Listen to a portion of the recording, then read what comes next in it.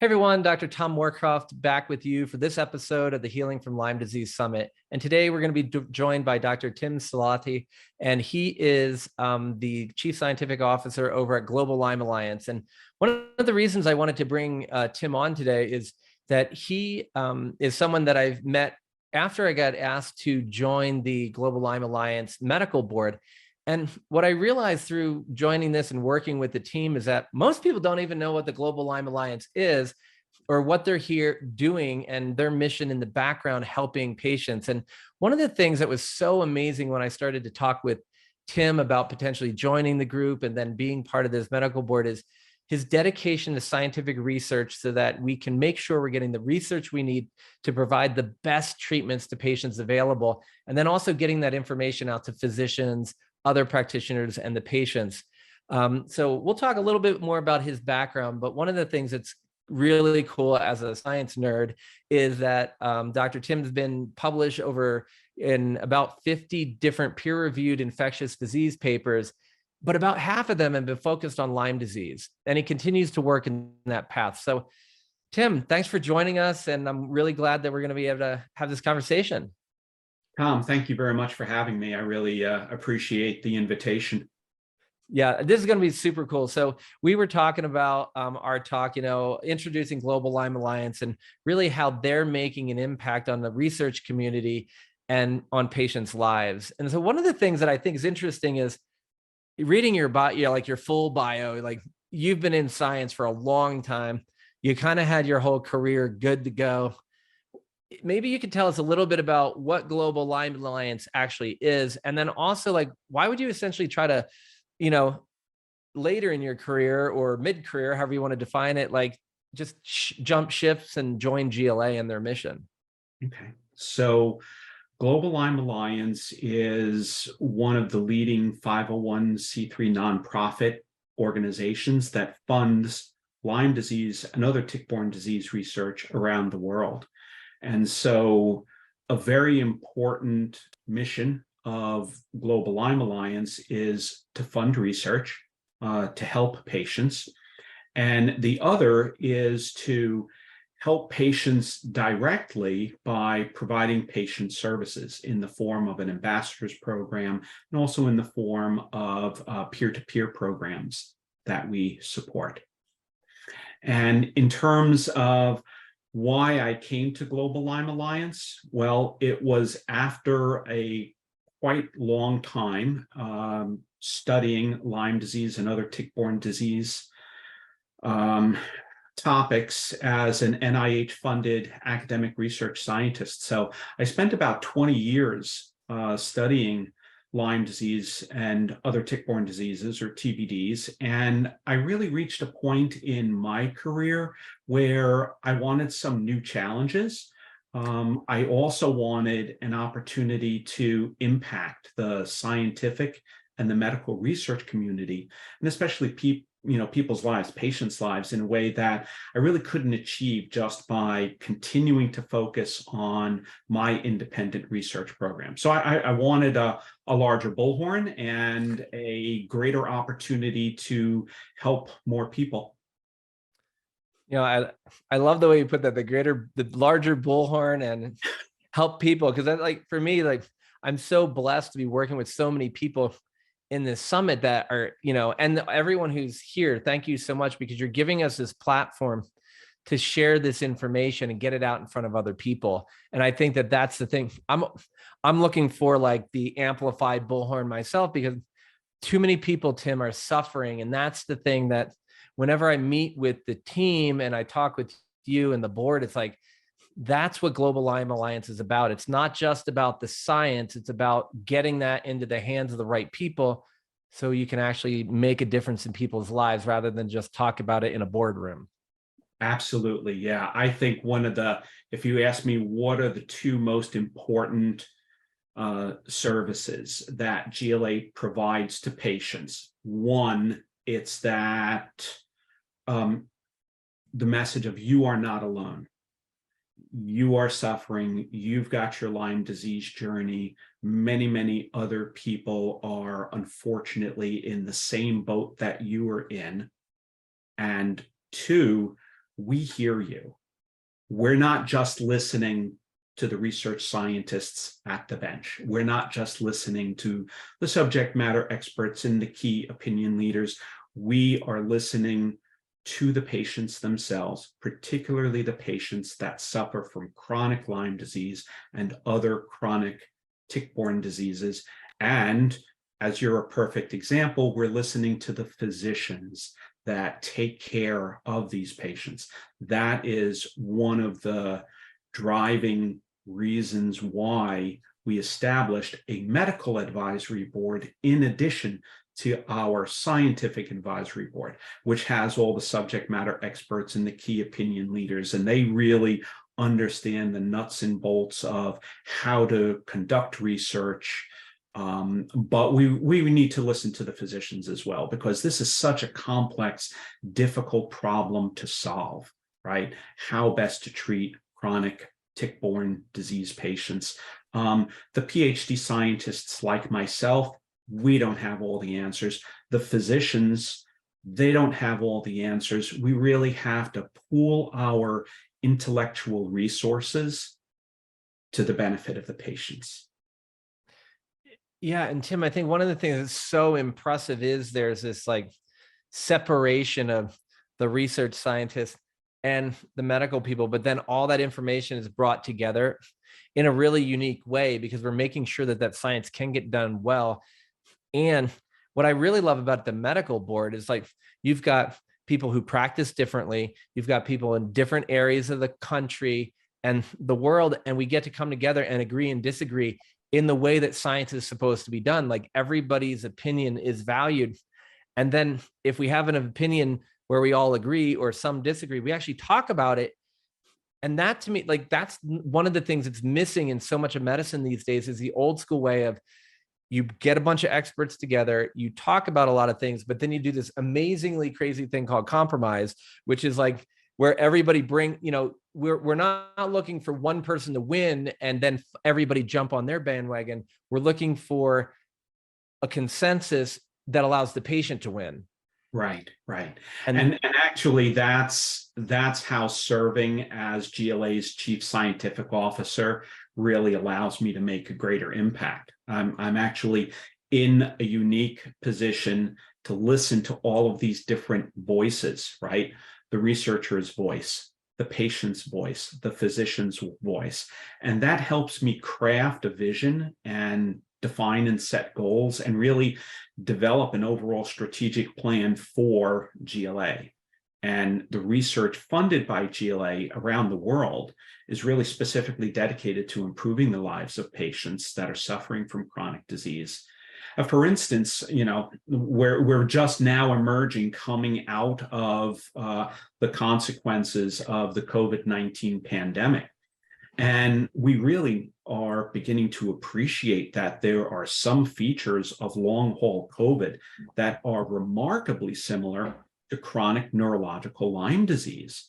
And so GLA is very interested in funding research that helps us better appreciate what the similarities are between long-haul COVID and what some are now terming long-haul Lyme or long Lyme disease. And I think there's a potential for learning from one field and studying one patient population and having that knowledge and those tools be applied to the other to help patients that are suffering from chronic tick-borne diseases.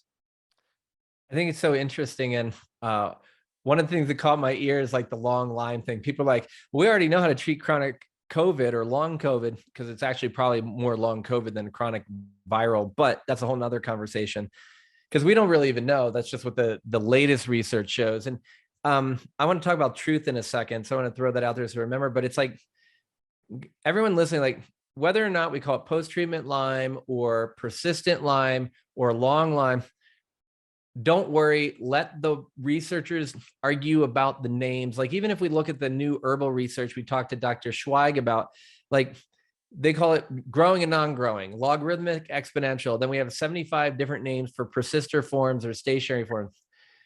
They mean something in research, but people like Tim and the Global Lyme Alliance are here to not have that fight, but to get stuck on the label, but to really just kind of guide the conversation so that we can pull all the information, get it in front of practitioners so that we can get you the best treatment possible.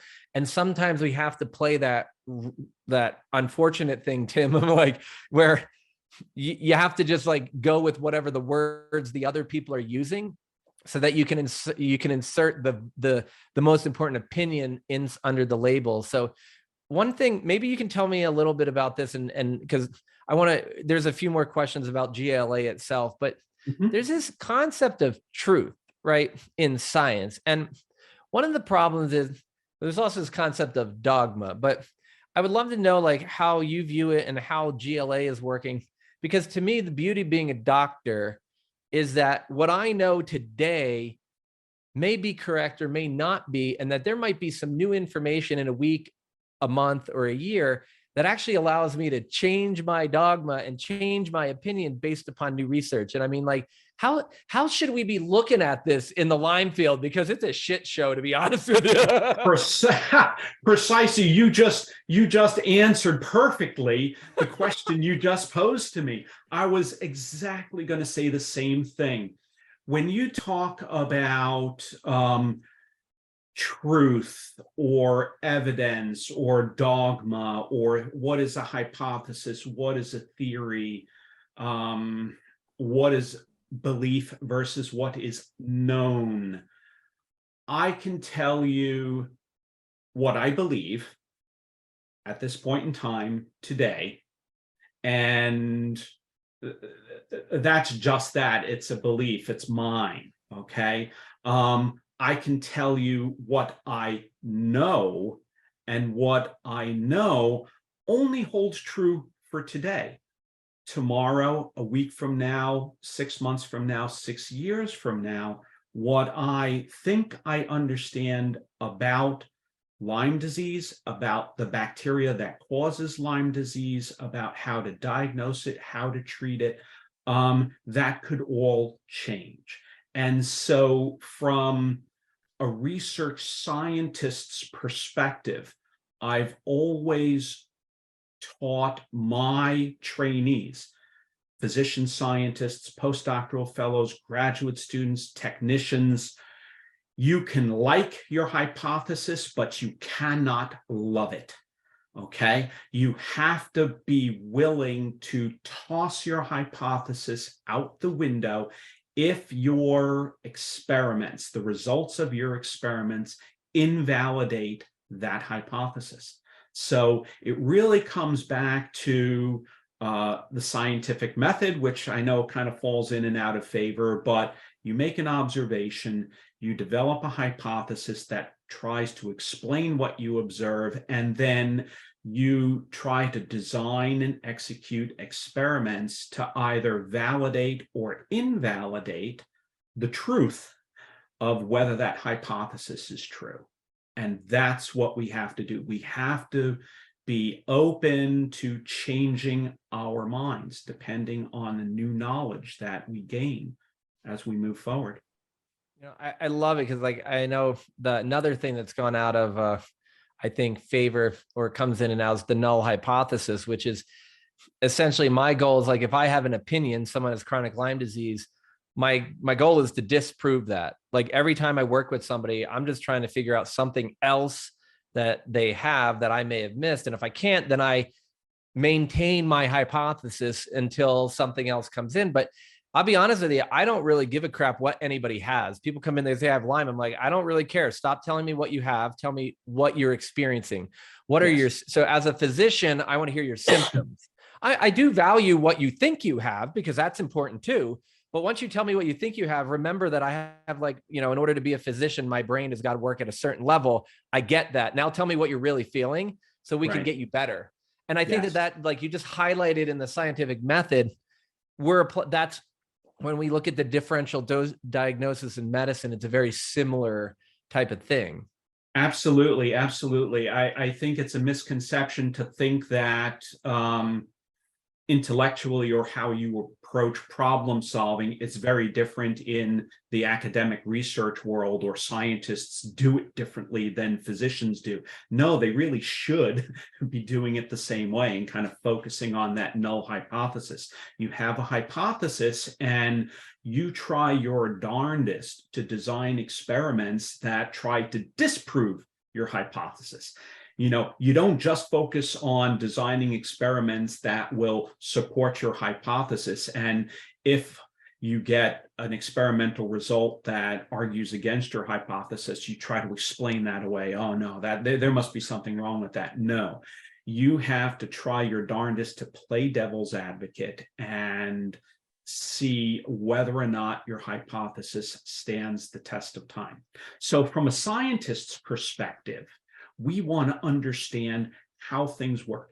How does Borrelia burgdorferi work, the bacteria that causes Lyme disease? How does it cause Lyme disease? When it causes Lyme disease in a patient, why is it different in one patient and not another? Why is it easier to diagnose in some patients and not others? Why do some patients respond more favorably to antibiotics than others? So on and so forth. But ultimately, coming back to, don't get hung up on labels, on names or words. A patient is just looking for relief from those symptoms. And a doctor wants to help that patient achieve whatever level of, or regain whatever level of health that they can possibly regain. So patients and doctors don't care about the intricacies of what's going on in the disease process. If they feel better, then that's all they care about. Now, scientists, we have to better understand, well, why do you feel better, right? How did you get sick in the first place? And how do we get back to a healthy state for you? And the reason for that is because if you want broader acceptance of what you know as a physician by the mainstream research and medical community, ultimately, if you want the medical insurance industry to cover more alternative treatment options, you have to provide the evidence. And so this is what GLA's research program is really geared towards doing. Let's listen to the anecdotal understanding of why a patient is sick and how I can make them better, and sort of bring in this more critical thinking approach and experimental approach and move it from anecdote to evidence, because the evidence is what's going to change minds. Does that make sense? Oh my God, it's so well said, Tim. I'm just sitting here going, yes, yes, yes. And one of the things, like, I know that we had Dr. Sanjay Schweig on here, who published with Dr. Zhang and Dr. Leone and others, the botanical medicine paper on some of the herbs that a lot of us use a lot.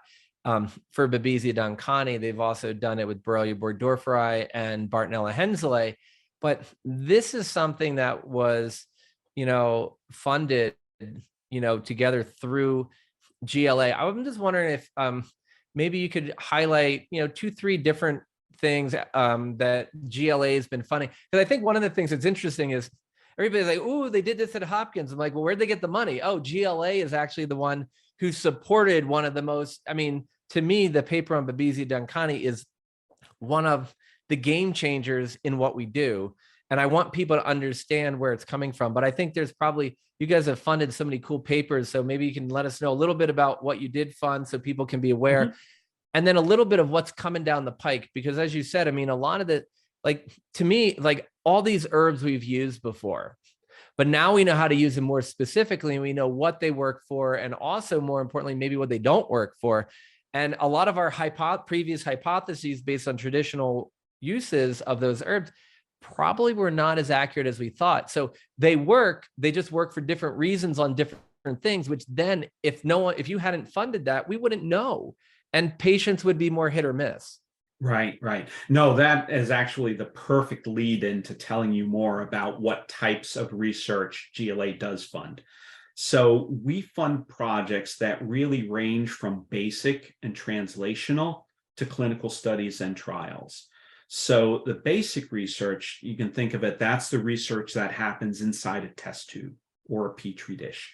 That really helps us better understand the biology of tick-borne pathogens and the diseases that they cause. The next step up, in complexity and cost and time invested, is a translational research. So this includes animal studies that try to mimic what happens in a sick patient, and experiments that use or rely on human patient blood, cells, or tissues. And then all of this knowledge that we gain from supporting basic and translational research, this all gets funneled into our clinical research platform. And that really allows us to evaluate the effectiveness of new diagnostic tests, new antibiotics, and alternative treatments.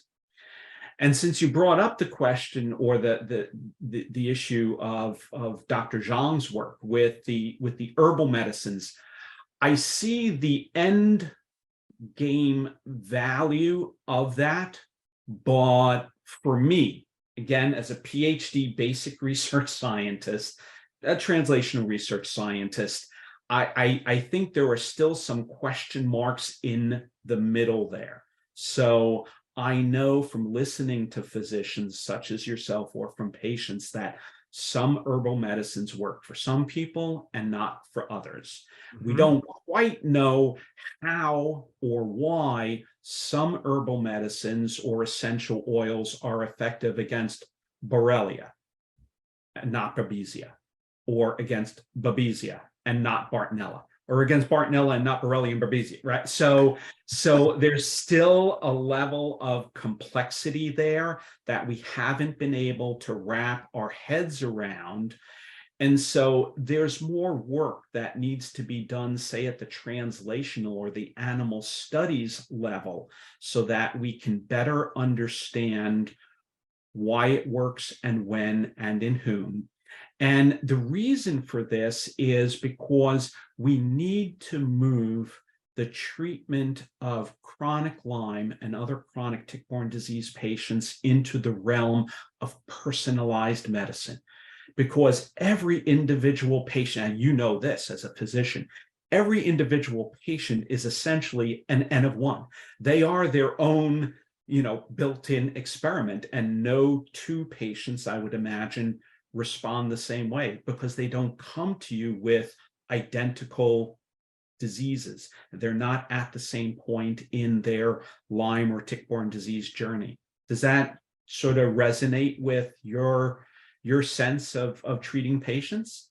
Oh yeah. I mean, I think it's one of the most important pieces. And I find I'm always so pleased when I hear like people like, the organizations like GLA and people like yourself are tackling that, because for me, like, this is where I live. This is what I do every day. It's like, I say to people like, look, I can teach a monkey the foundations of treating Lyme. But the thing it's harder to teach is sitting down, creating a relationship, and then putting it all together and having this interaction with the patient where we not only apply general knowledge to the unique individual, but we start to learn what those unique aspects of their lives are. Because, like you said, I mean, some herbs work for some people, not for others. Well, is that a genetic component? Is that because somebody had a previous trauma? Exactly. And if it is a previous trauma, is it a perceived trauma or a physical trauma? Is it an emotional? The questions are ones that really we can't answer, but I think a lot of people think, one of the reasons I wanted to have this conversation is I want to give people hope that there are actually people out there making sure the necessary, because most people are, the government's not funding the right research. We're not leaving it up to the government, but you've been funded by NIH. There's a lot of stuff that people don't even know is going on in the background to help them. Yes, absolutely. I think two areas where GLA is focusing most of its attention in terms of funding research is in the development of better diagnostic tests and alternative treatment options. And so, you have the CDC two-tier test, and you have a myriad of other diagnostic tests out there. And you can argue this point back and forth, but I think there is a fundamental need for an accurate diagnostic test for Lyme disease. And what I mean by that is as few false negative results as possible and as few false positive results as possible. And you need a diagnostic test that can tell the difference between someone who is actively infected with Borrelia burgdorferi or another tick-borne pathogen like Babesia duncani or Babesia microti, and someone that has prior resolved disease, right? You may still be producing the antibodies against the Borrelia or the Babesia or the Bartonella, but that does not mean that you're still actively infected. So there's a need for better diagnostics. And then there's also a need for alternative treatment options, because while the vast majority of Lyme patients may remember a tick bite, but the vast majority do not, when a vast majority of patients may have a classic bullseye rash or an atypical bullseye rash or no bullseye rash, right? You get into this scenario where you don't quite know if you have Lyme disease or not. You need better diagnostic tests to try and differentially diagnose them as quickly as possible, because we know for a fact. Now, here's where you get to fact. The fact is, the quicker you diagnose a patient, the quicker you get them on the appropriate treatment, the better the long-term prognosis for recovery, for cure. Okay. So that's really important. And then, I'm talking about those individuals that they get diagnosed early, they get treated early with, say, doxycycline, and they have no lasting consequences.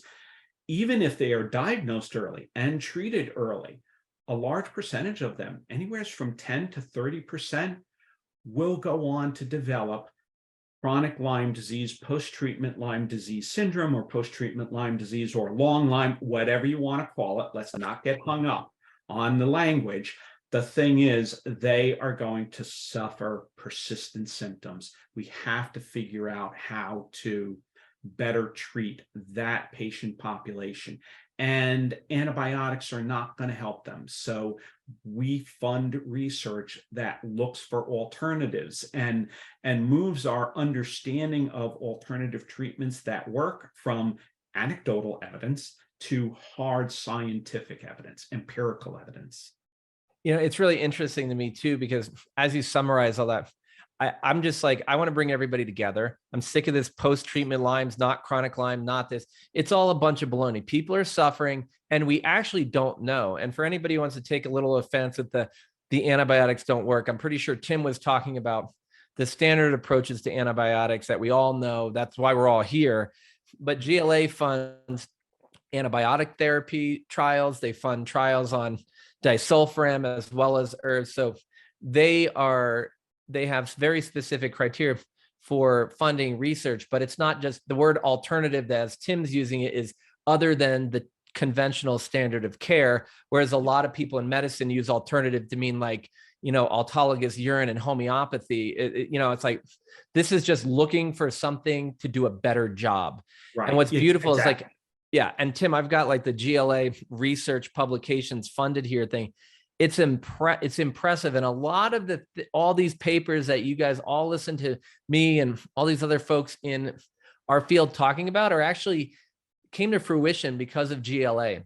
So one of the things, Tim, I could talk to you all day about this. We've done that before. I love this because I love that part of me becoming a doctor is I'm a science nerd.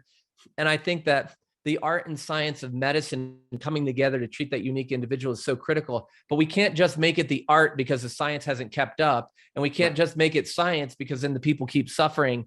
And that's what I love about GLA. So one of the things, I would love to say is how can we help? What are things that people who are listening, maybe how can you help and how can we help? One being like, if you're a patient out there, what kind of service, what kind of things can GLA help them with? And then if you're someone who may be in a place where you could help support some of the work, do you guys take donations, or what other things do you need from us? Because we're here to give people information, but I also want to let them know who you guys are, because a lot of the information that's changed people's lives is because of you, and we need to support what GLA is doing.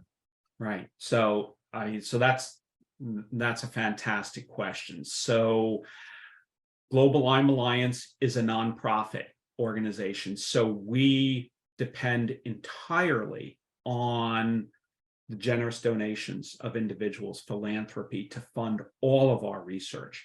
Even though we have a very small group, we have fewer than 12 employees, individuals, associated with Global Lyme Alliance, we really have an outsized impact on the research community, the medical community, and helping patients. And one example of that, coming back to listening to the patient's voice and talking about alternative treatments, we have been hearing from many, many patients, and you may have as well, about the benefits of ozone treatment. Okay. And when that was first brought to me Tim, you're a scientist. What do you think about this ozone treatment? Well, I don't know. That sounds kind of crazy. I mean, to be honest, I said, wow, that's kind of out there, Tom, Right. But I sat down, opened my mind a little bit more, and thought, well, how could this possibly work? Well, ozone, highly reactive oxygen species, you know what? Microbes don't like that.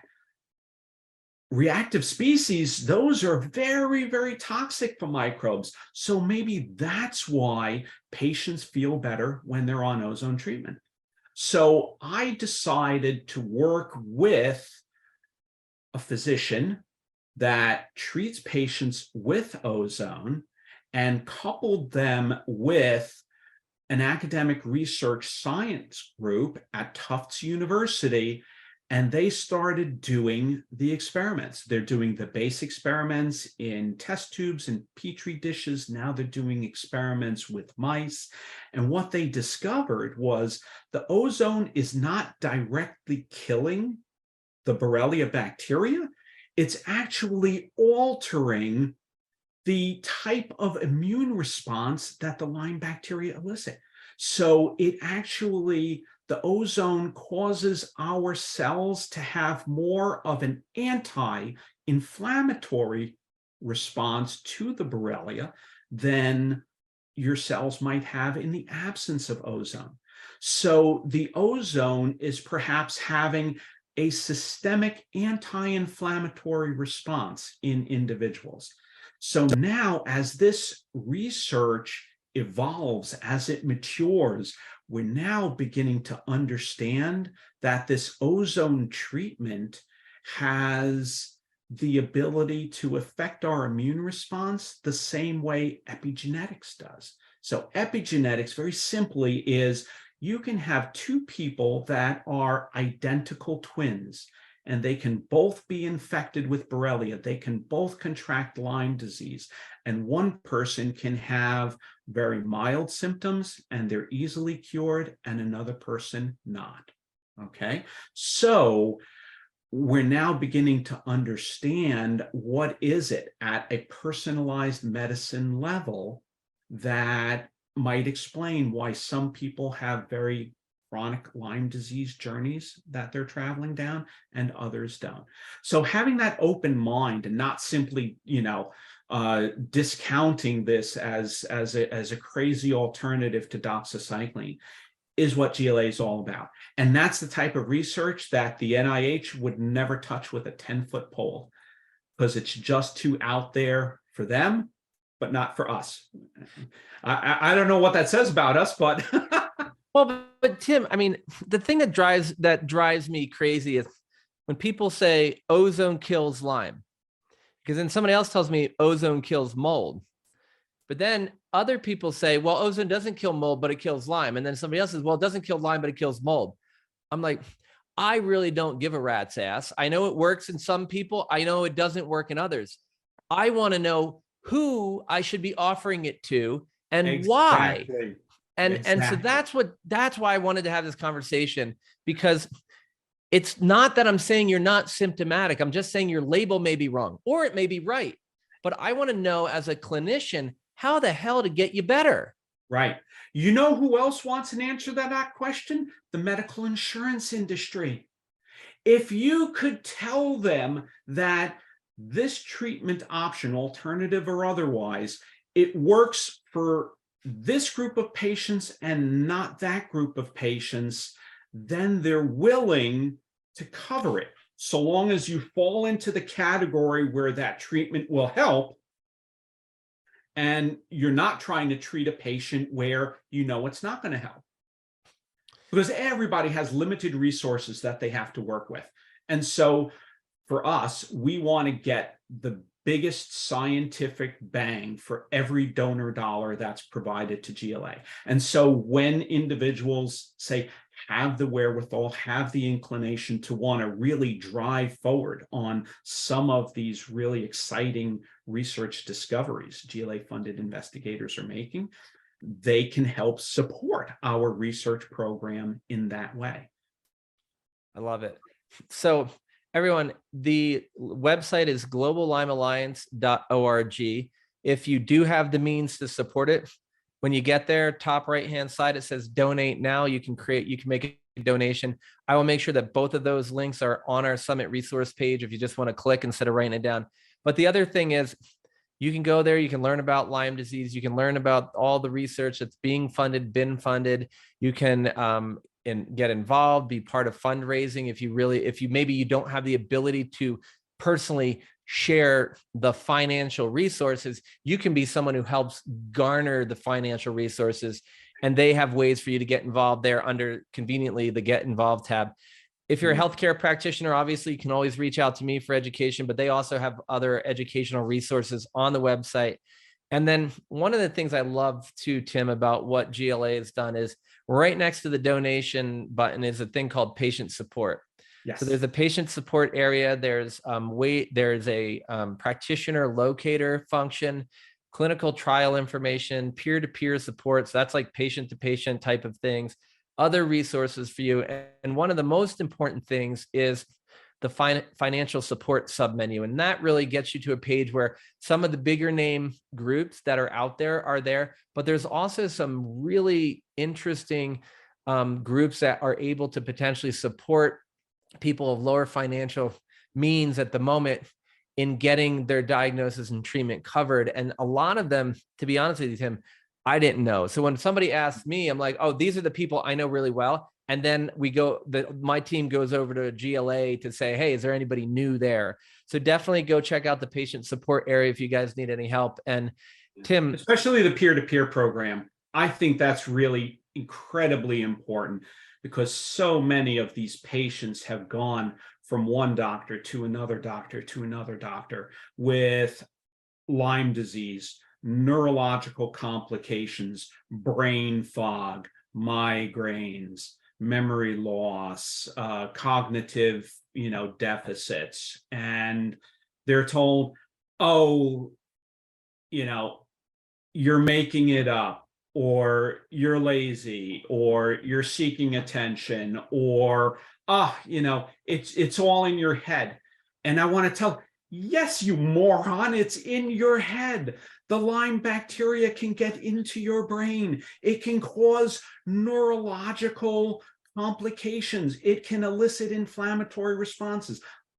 I'd love to get one of these nut jobs in the room, and I could talk to them for hours and hours and hours how the presence of the bacteria in your brain is a problem. It causes inflammation. And as you know, as a doctor, inflammation anywhere in your body, left unabated, causes more and more serious problems over time. And so the patients that come to us, they need to get connected with other patients that are on this same journey, so they don't feel that isolation that their physicians may have made them feel, or sometimes even family members make them feel. Right. And so I love it, Tim. So again, that's the peer-to-peer support thing. And you can actually apply to be a mentor, or you can ask to have a mentor. So, and Tim, again, I would just want to say from the bottom of my heart, thanks for making the time in your super busy schedule to have this conversation.